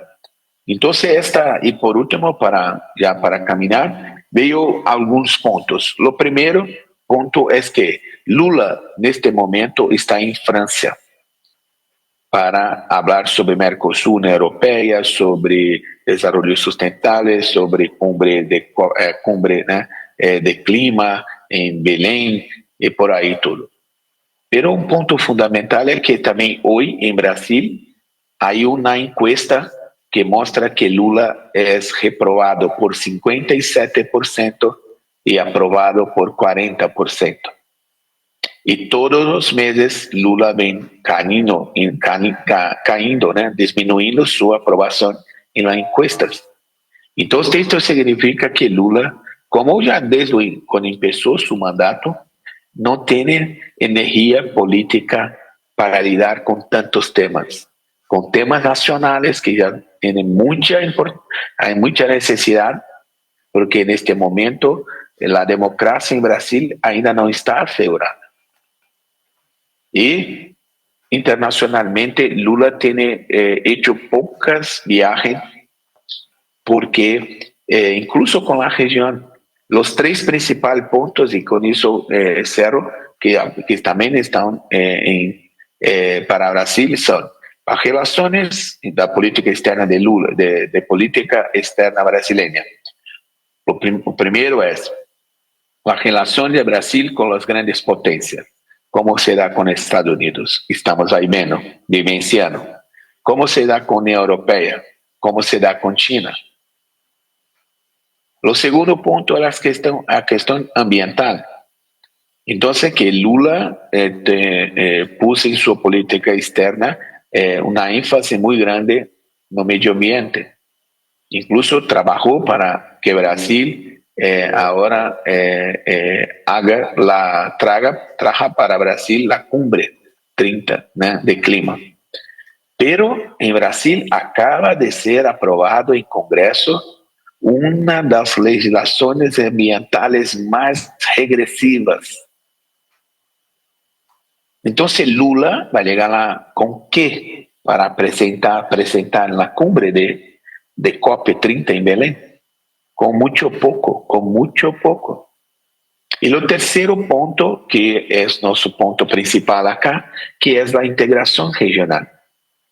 La integración regional en gobierno Lula no fue adelante. No fue. Mucha dificultad de que Brasil estará en este momento con una posición más formal en relación a la integración regional. Porque para todo lado que Brasil intentó se mover con la integración regional, no encontró el apoyo. Porque, por ejemplo, nosotros leemos en los periódicos que Brasil, cuando estaba negociando las tarifas de Itaipú, lo llamado anexo C del Tratado de Itaipú, Brasil espionó autoridades paraguayas, incluso su presidente. Esto no gobierno Bolsonaro, pero también parece que lo que fue noticiado también no gobierno Lula. Entonces, ¿cómo que va a tener confianza en los países? La cooperación y todo, pero que esto es muy gravísimo. Otro punto es que Brasil se personó recientemente la pareja de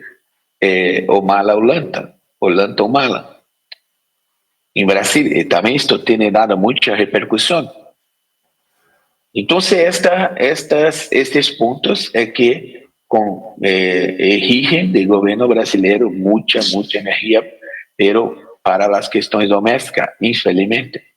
Entonces, con eso, o que eu creo que Brasil segue el próximo, né, ahora que hay de Honduras, né, de Xiomara para Colombia. Entonces, es preciso que esta relación entre CELAC y China también, como José bien destacó, también tenga en cuenta y tenga en cuenta principal el escenario contemporáneo, porque la situación de la geopolítica internacional también influye en estas relaciones, porque cuanto más América Latina se acerca de China, más Estados Unidos tienden a tener posiciones más agresivas, me parece. Entonces, esto, como José destacó bien también, así como Claudia, que el punto principal es cómo preservar su autonomía en política externa, su autonomía de nuestra región.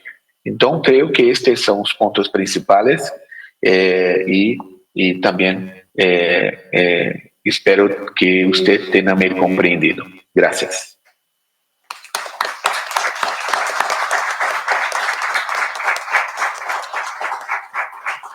Bueno, muchas gracias a Roberto por ofrecernos esta visión desde Brasil, ¿no? Desde el Cono Sur, que como ustedes pueden observar, pues hay preocupaciones distintas a las que tenemos, tal vez si se viera una lectura desde aquí, desde México, del mismo Venezuela. Y bueno, para cerrar vamos a tener unos minutos, afortunadamente tenemos algunos minutos para algún tipo de intercambio, de comentarios, de preguntas, yo los invito a los participantes aquí en la sala que bueno, aprovechemos a esta calidad de expositores que tuvimos hoy para ofrecer algunas preguntas, algunos comentarios y que ellos pudieran ayudarnos. Bueno, desde las redes sociales tenemos una pregunta que nos dice: un gusto escuchar esta mesa. ¿Consideran que la relación China-CELAC fortalece una agenda multipolar desde el sur global o reproduce nuevas formas de dependencia? Bueno, me parece que es una pregunta que engloba bastantes cuestiones de las que vimos justamente aquí en esta mesa. Y antes de dar la palabra a los ponentes, quisiera saber si alguno de ustedes tuviera alguna pregunta, algunos que están aquí presentes. Claro que sí, adelante. Bueno, muchas gracias. Mi pregunta era, mencionaban acerca de pues la importancia de separar como la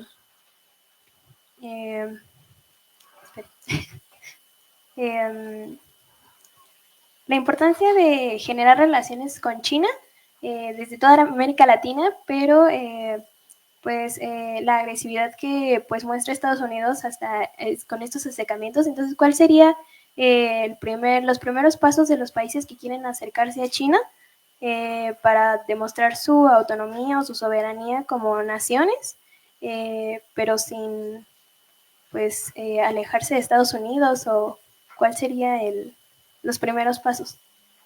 Ok, muchas gracias por la pregunta. ¿Alguien más tiene algún comentario, alguna pregunta? Por ahí atrás. Bueno, hay dos manos levantadas.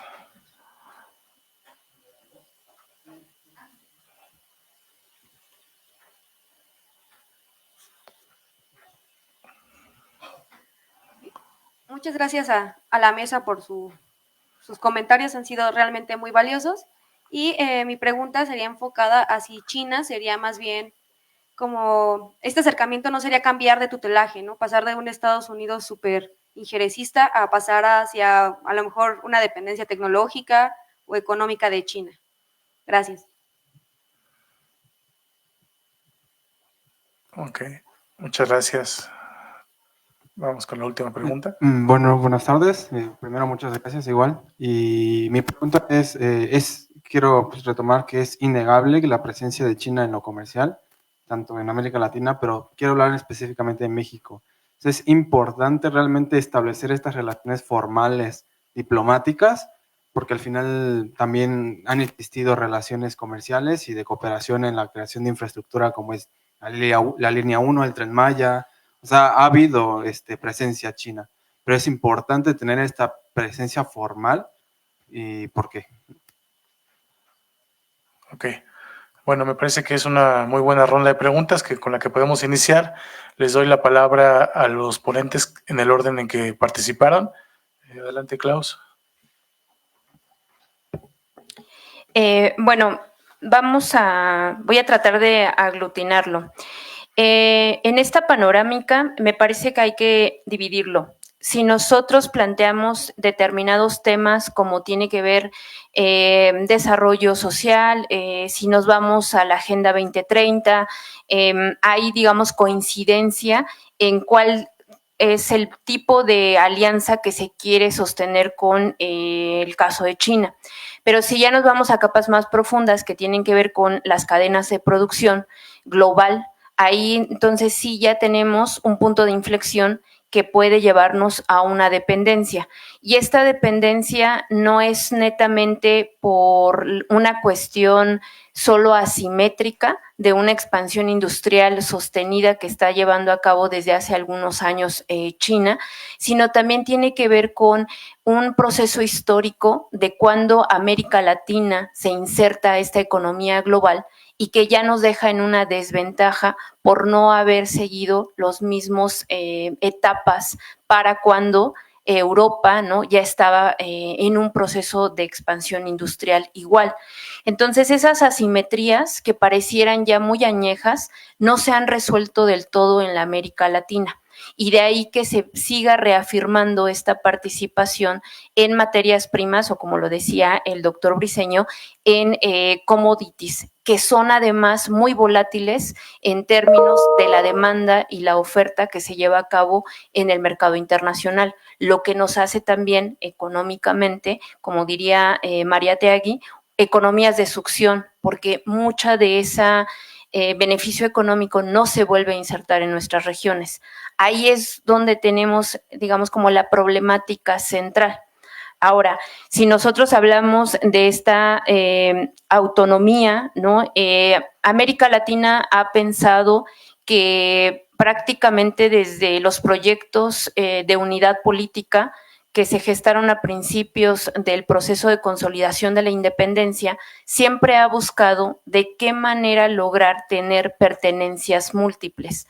Es decir, se asume que hay un rol destacado por parte de los Estados Unidos y ha procurado, en la medida de sus posibilidades, abrir el telón de participación política a otras naciones. Eso con la lógica de que haya esta posibilidad de tener otros actores en los cuales recargarse frente a estos vaivenes, ¿no?, que puede llegar a marcar la propia geopolítica de los Estados Unidos. Esas pertenencias múltiples no siempre se consolidan, y esto está en función de lo que decía el doctor Briceño, por una cuestión también de la dependencia o del tipo de relación que tengan con los Estados Unidos. Puede ser un factor geográfico, pero puede ser también que sus cadenas productivas ya estén tan amalgamadas que es muy difícil revirar de un momento a otro. Si tú ya tienes un grado de especialización, no es como que de un momento a otro puedas insertarte a las necesidades que está planteando el otro actor. Y ahí es donde se hace el cuestionamiento. ¿Por qué nuevamente la América Latina tiene que estar pensando en qué necesita China para seguir sosteniendo su expansión industrial y en qué medida va a lograr realmente puntualizar desde un esquema propio que requeriría, ¿no? Y esa es la dicotomía. O nos pensamos de manera aislada en un proyecto nacional o seguimos marcando a través de la dinámica económica internacional. Y ante esa lógica, entonces, sí, inminentemente, aunque China pareciera que está siendo muy respetuosa en términos políticos, hay un acuerdo tácito entre los Estados Unidos que permitió la participación de China en la región si no se metía políticamente y no difundía su política o su proyecto político. Y eso lo ha respetado muy bien China, pero también lleva a cabo soft power, y lo hace a través de la cultura y lo hace a través de proyectos educativos. No sé, en Iztapalapa hay una escuela donde hay esta intencionalidad, digamos, de ir forjando desde los valores de esa China milenaria. Y entonces, paulatinamente también está viendo cómo incide socialmente para que reforcemos esa visión de mundo que él está proponiendo en este momento, ¿no? Entonces, ahí esas líneas no necesariamente tendríamos que invisibilizarlas, sino más bien tratar de darle ese justo, contrapeso, y que abre ese parteaguas de que sí, puede haber una dependencia tecnológica, pero también puede exacerbarse que el modelo que ellos están planteando es mucho más exitoso, y entonces volvamos, digamos, como a estas guerras ideológicas en las que en algún momento también se plantee cuáles son los riesgos de que América Latina piense en modelos similares, ¿no? Y lo vemos también cómo se ha estigmatizado en el caso del gobierno de Venezuela en los últimos años. Se estigmatiza, pero no se nos explica a cabalidad desde qué lógica se está criticando ese modelo de democracia moderna, ¿no? Y finalmente, la última parte que tiene que ver con México. Como tal, México, esto en algún momento algunos geopolíticos lo han puntualizado. Nosotros ya tenemos un nivel de compenetración en las cadenas de producción muy alto. Y entonces a México de buena parte no se está buscando un acuerdo de complementariedad económica, al contrario. Si ustedes revisan, México en junio del 2024 llevó a cabo un cambio de política arancelaria a más de 300 mercancías, la mayoría de origen chino, y se le elevó el arancel. También se procuró de alguna manera empezar como a desplazar a aquellos pequeños locatarios que ya estaban teniendo una participación muy activa. El sector del calzado en Monterrey también ya hizo un llamado al gobierno federal para que por favor intercedan, porque hay varios sectores industriales que pueden estar en vulnerabilidad. México ha tenido sus reservas, no estaba de acuerdo en el ingreso de China a la Organización Mundial del Comercio. Y nuestras reservas no solamente tienen que ver con la complementariedad económica con los Estados Unidos, sino que a nivel manufacturero lo que ofrece China es muy similar a lo que ofrece México. Y ahí es una competencia directa que nos llevó a que nos desbancara como uno de los socios más importantes de los Estados Unidos. Ese cambio arancelario es importante tenerlo a la memoria porque nos refleja también cómo México se estaba preparando ya desde hace varios meses para la llegada de Donald Trump y para la renegociación del TEMEC. O sea, México no ha dicho nos vamos a retirar de esta zona de libre comercio. Más bien está buscando de qué manera puede también aprovechar la relocalización de la empresa y que a través de esa cláusula que se puso en el TEMEC, ¿no?, del 60% de los países miembros, es que se está obligando a China entonces a instalarse en el territorio nacional. Y ahí estos, digamos, como abruptos, es que México no podría de un momento a otro. Y se ha dicho abiertamente, en algunos geopolíticos se han atrevido a decir que es más fácil que Estados Unidos se una a los BRICS que México, porque con Brasil también tenemos una competencia directa en el sector automotriz. Ellos ofrecen ciertas partes que México también, y nos pone en competencia para estas cadenas globales de producción. Entonces yo te diría que no estamos pensando en formalizarlo, más bien estamos buscando desde qué puntos empezar a tener candados, una en aras de proteger la industria interna y otras en no perder el dinamismo económico que ya hemos alcanzado con la integración económica que tenemos con los Estados Unidos, sin perder de vista que también jugamos a las pertenencias múltiples. No te formalizo, pero voy viendo cómo canalizo la llegada de Japón, la llegada también de acuerdos con Rusia, la llegada de Corea del Sur, ¿no? O sea, ahí tenemos como ese abanico tratando también de no generar esta dependencia, ¿sale? Muchas gracias, doctora Serrano. Adelante, José.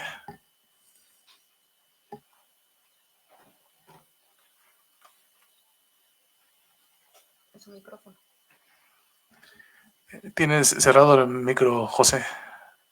Perdón. Bueno, decía que agradezco mucho las preguntas, muy interesantes todas, y comienzo con la pregunta de un estudiante. Yo creo que es una preocupación seria en quienes trabajamos temas de economía y política internacional latinoamericana y las relaciones, el lugar de América Latina en la economía mundial y las relaciones con los socios regionales, que es el riesgo de una nueva dependencia. ¿Es este acercamiento creciente con China un cambio de dependencia? Dejamos de depender del mundo occidental, ahora asociado con Estados Unidos, y pasamos a depender ahora de China. La respuesta no la podemos dar, es un proceso que está en desarrollo y vamos a ver cómo se termina de configurar esa relación. Y especialmente los países, digamos, más importantes, el patrón de relación que se cree con los países más importantes de América Latina va a marcar mucho el rumbo. La relación que se tenga entre China y Brasil, la relación que se tenga entre México y Brasil, la relación que se tenga entre Argentina y Brasil. ¿Hay un riesgo de dependencia? Sí, claro que hay un riesgo de dependencia. Claro que hay un riesgo, y eso es lo que se está dando ahora.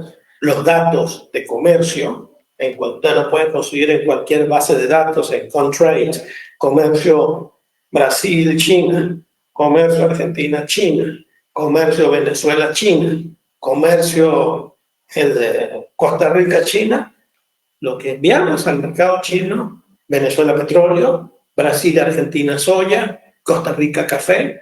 Es decir, básicamente es un tipo de comercio interindustrial tipo centro-periferia que tanto preocupaba a Previs, porque lo que nosotros recibimos de China es básicamente, o son básicamente bienes manufacturados. El riesgo existe, ese riesgo existe. Sin embargo, yo repito mucho este argumento porque yo sí creo en la unidad latinoamericana. Yo creo que si nosotros en algún momento de nuestra historia terminamos de entender que unidos siempre vamos a ser más fuertes, nuestro lugar en la economía mundial y en la política mundial va a ser importante o mucho más importante de lo que es ahora. Pero una cosa es creer en la unidad latinoamericana, como creo fervientemente, y otra cosa es desconocer que somos una región diversa. Por eso somos una región muy grande. Y los intereses geopolíticos, los patrones de comercio, los patrones históricos de relación, no son los mismos para México, para Cuba, para Venezuela, que para Uruguay, para Brasil o para Chile, o para Paraguay. Entonces es una región donde el peso de China varía. China es mucho más influyente y tiene mucho más peso en América del Sur. El socio principal de Brasil, de Perú, de Chile y de Venezuela, es China. Y es el segundo socio para Argentina, hasta donde recuerdo. Creo que es el tercer socio para Colombia. En cambio, el peso de China en la economía mexicana es mucho menor. Está creciendo en los últimos años, pero es mucho menor. Con Centroamérica, apenas ahora quiero decir, menos de 10 años, se está reconociendo a China como el gobierno legítimo, porque países como El Salvador, como Honduras, como Guatemala, como Panamá, reconocían, incluso la Nicaragua de Daniel Ortega, reconocían como gobierno legítimo de China al gobierno instalado en Taipei, en Taiwán.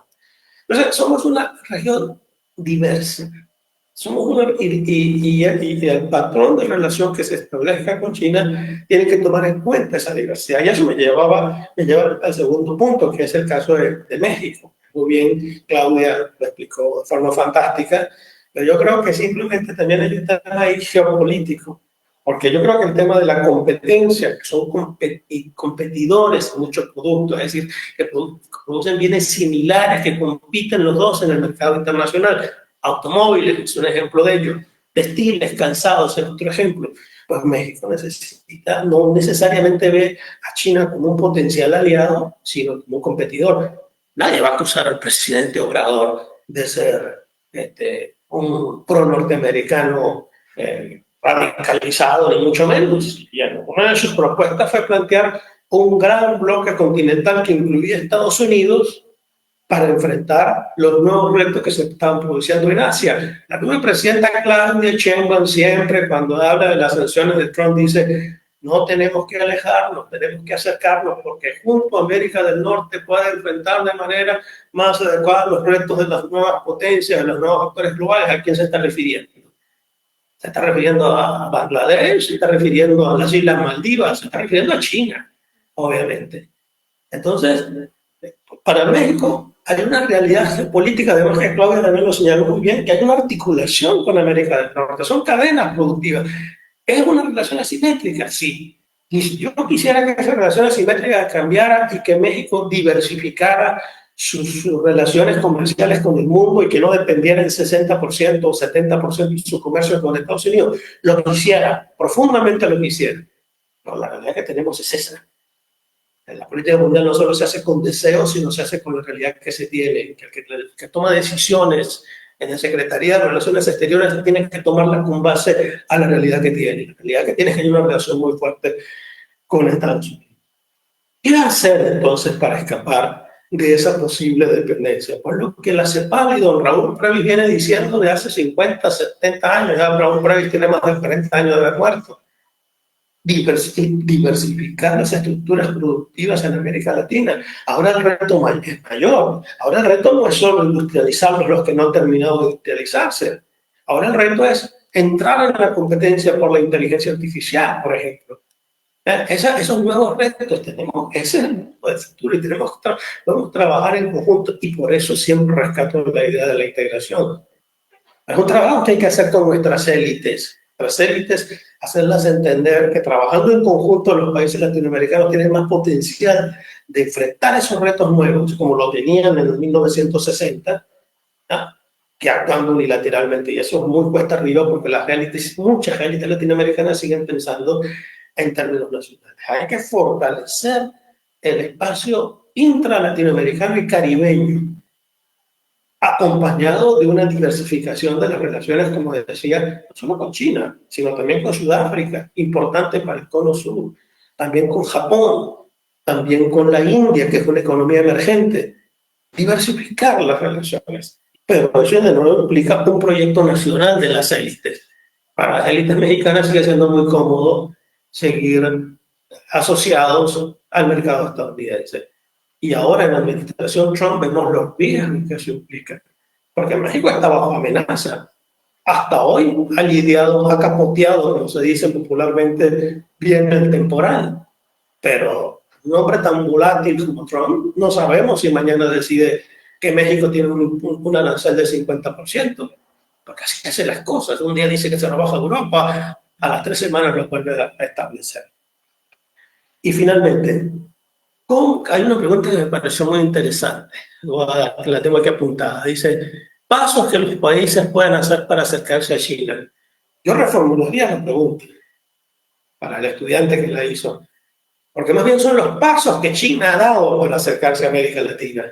Porque el acercamiento ha venido del interés de China en tener una presencia en América Latina. Primero, ofreciendo relaciones diplomáticas de respeto, en plano de igualdad, luego ofreciendo cooperación, luego ofreciendo inversiones, asegurando comprar materias primas, luego dando becas. Hace un ratito, antes de esta conferencia, miraba el índice de Nature sobre las revistas científicas del área de las ciencias duras. Las universidades donde los investigadores escriben más artículos, en los que llaman ahora 4 de Scopus y todas esas cosas, de las 10 universidades del mundo, 9 son chinas. Y la primera, de las 10 universidades, 9 son chinas, y la primera es Harvard, que está siendo atacada por Donald Trump. China empieza a ser un espacio interesante para que muchos latinoamericanos quieren ir a hacer una maestría, un doctorado. Y si Trump sigue actuando como está actuando con las universidades norteamericanas, le está dando facilidad. China juega con todo eso.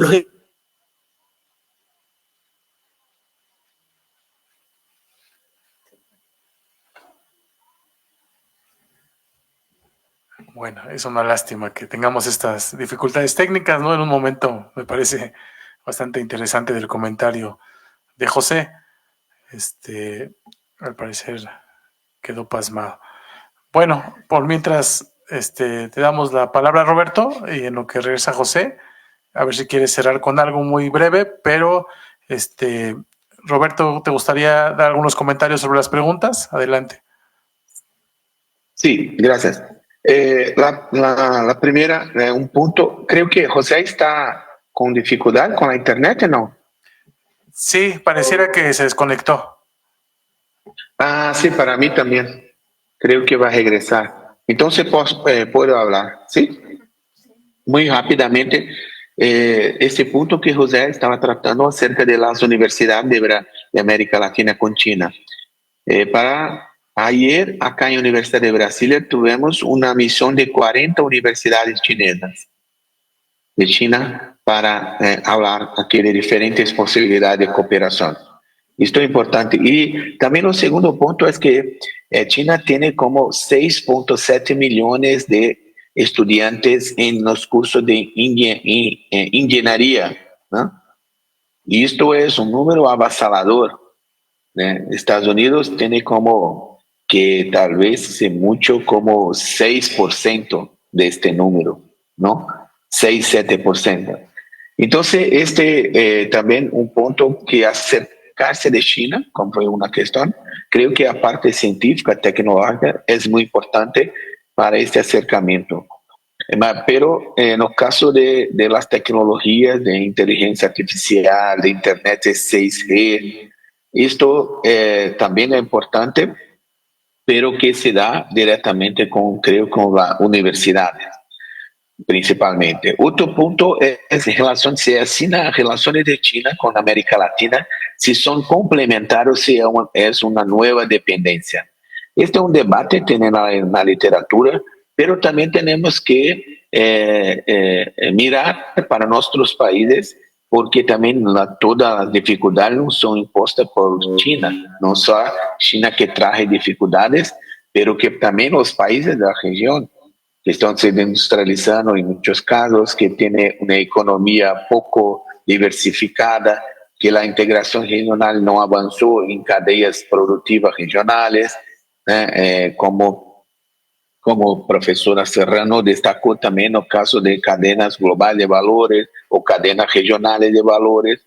Entonces esta cuestión va a seguir como complementario dependiente, porque China cada vez que va avanzando en el escenario internacional va ficando más difícil de mantener la misma agenda con ella. Por ejemplo, en 2009 lo GPD, lo Producto Bruto de China, era como que 2,5 trillones de dólares. De Brasil era 1,5.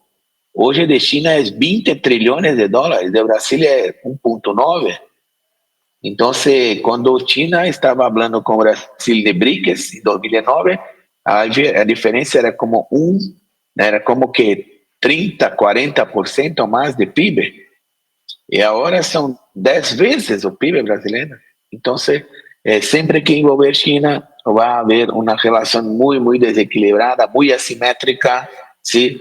Porque esta cuestión de subglobal no es suficiente para esta terminología de dar algún tipo de convergencia entre esas economías, ¿sí? Y otro punto que también es acerca de la geopolítica y la multipolaridad. Brasil participa de CELAC, que Brasil participa de BRICS como otros países, pero Brasil tiene una posición de BRICS que es, también puede ser utilizada para el caso de CELAC. Desde que empezó BRICS, Brasil tiene dos puntos principales. Que no quiere participar de una asociación que tenga muchos países, no caso de BRICS, porque no va a haber agenda estratégica nenhuma cuando BRICS llegó en Sudáfrica en agosto de 2023 con 5 países y salió de lá con 11, y que después la Rusia, China quería poner más de 20, y ahora en Brasil va a intentar también ampliar. Y Brasil no concorda con esta ampliación de la forma que China quiere. Y el segundo punto es que Brasil no toma una posición de BRICS que sea anti-Estados Unidos. Brasil cuestiona sim las hegemonías, a hegemonía de Estados Unidos cuestiona sí, mas no de esta forma que Brasil estaría o que Brasil se acerca de China no es en la misma medida en que ele se afasta de Estados Unidos. Brasil no está se afastando de Estados Unidos, porque Brasil también sabe que, por eso a cuestión de complementar o nueva dependencia, Brasil también, las relaciones con las potencias globales, Brasil es muy, muy pragmático, pero también Brasil tiene conciencia, tiene clareza de que son relaciones no solo complexas, mas que exige también de Brasil siempre mantener su autonomía. Entonces, creo que estos son los principales puntos. Y último, que trata de presencia de China en la América Latina, es importante destacar que China tiene relaciones comerciales como que 7 o 8 países en la América Latina. Si nosotros pegamos un relatorio de CEPAL sobre China y América Latina, nosotros vamos a ver que 94, 95% del comercio de China con la América Latina están como que 7 o 8 países. Entonces, con América Central, China tiene una relación más diplomática. China quiere que los países que tienen relaciones con Taiwán, como Belice, que ahora se mantiene con Taiwán, mas quieren que estos países pasen diplomáticamente a apoyar China, a reconocer China. y no Taiwán. En América del Sur tenemos Paraguay. Entonces, esto no implica una dificultad de Mercosur con China, porque el Paraguay no reconoce China. Pero la relación es importante, que esa relación de presencia de inversión en infraestructura, como los estudiantes mencionó la línea 1 de metro en Ciudad de México, Tren Maya. Sí, son el volumen de inversiones, por ejemplo, para la línea de metro, línea 1, ¿no? Esta de observatorio, por ahí va, para conectar con el tren de Toluca, por ejemplo, que es fundamental, ¿no? Entonces, esta relaciones con China seguirá siendo difícil, y cada vez más China va por dificultades de algún tipo para los países como Brasil, como México. México tiene una, claro, pero su relación con Estados Unidos es diferente de Brasil con Estados Unidos. Entonces no es comparativo, me parece, directamente. En este punto, la multipolaridad, sí, Brasil busca todos los espacios para fortalecer la multipolaridad, más que relaciones con China. Tal vez la multipolaridad que China busca no sea la misma que Brasil o sea de otros países de América Latina. Pero es importante hablar de la multipolaridad y fortalecer las instituciones internacionales que pueden permitir, en este caso, que por lo menos lo unilateralismo sea reducido o moderado, en este caso de Estados Unidos.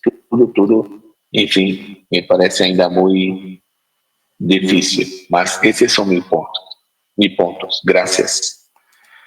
Gracias, Roberto. Bueno, me parece que estos comentarios cierran excelentemente esta mesa, estas preguntas y respuestas.